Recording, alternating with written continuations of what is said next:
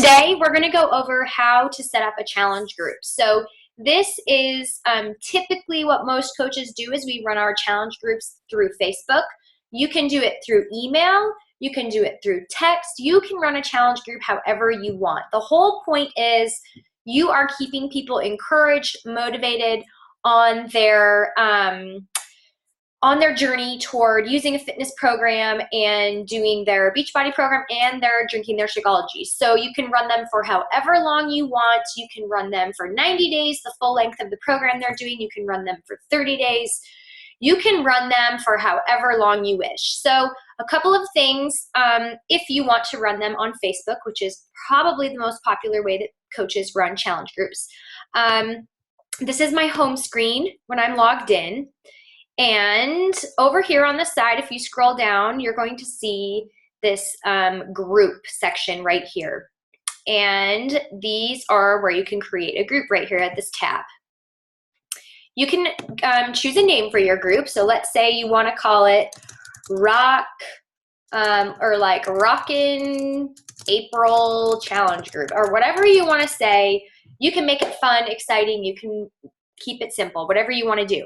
Then you're going to go add the team members that you want to add. So I'll add my husband just for an example, but all you do is type their name in, hit return, and it will add them to the group. I make mine secret. If you see these descriptions, secret means that nobody can find the group. It's not searchable. Nobody will see the posts except for the people in that group. They're not going to show up on your timeline on your Facebook page. They're not going to show up in anybody's timeline unless they are in this group with us. So I'm going to make it secret.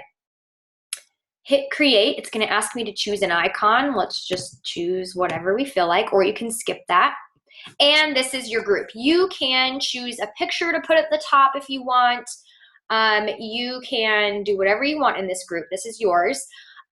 One thing I like to do is click on these three little lines and add it to my favorites. What that does is keeps it up here.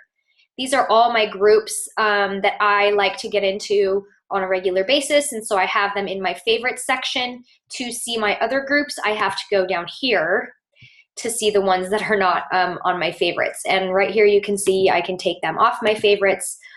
Or whatever I want to do there. So I'm going to go back to my home screen. And if you've seen, let's see, I didn't add that one to my favorites, so I'm going to have to go back. Where was it? Rockin', there we go, Rockin' April Challenge Group. Okay, so if you want to add more people after you've created the group, this is where you add them. You can go there and add them. You can also, this is where you will do your daily posts. So every day, I recommend getting in every day and posting. You can use the challenge group guides that we talked about in our new coach training when you very first went through the beginning of the training.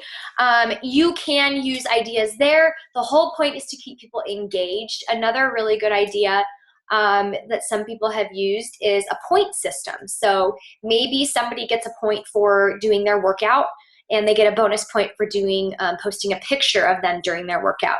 Maybe they get a point for drinking half their body weight in ounces. They get a point for drinking Shakeology. They get a point for, you can use a fun point system. And then at the end of your group, give a prize away to the person who earns the most points. Something I've recently done is I've separated my group into two teams, even if it's 2 or 3 people on each team. And you battle each other and see who can get the most points. And then the top earner on the winning team gets a small prize. So it's up to you. You can use your creativity. The more you kind of do it to your liking and your what you want to do, the better, because then it's more it's you. It's not somebody else. So excuse me. If you want to add any files, so say you want to create a document that's saved in this group, you can do that right here. This is the files section. You can upload a file for the group to see. This is the discussion. This is where you can go in and see the members. At the end of my group, so I run my groups for 30 days, and at the end of my group, I close them. And the way I close them is I go remove everybody from the group. And when I remove myself, it actually deletes the entire group. So that's the way that you delete a group when you're finished. But in general, we post every day in these groups things like, are you drinking your water? Things from the challenge group guides that you can get ideas from there. So I think that pretty much covers how to create a group on Facebook for a challenge group.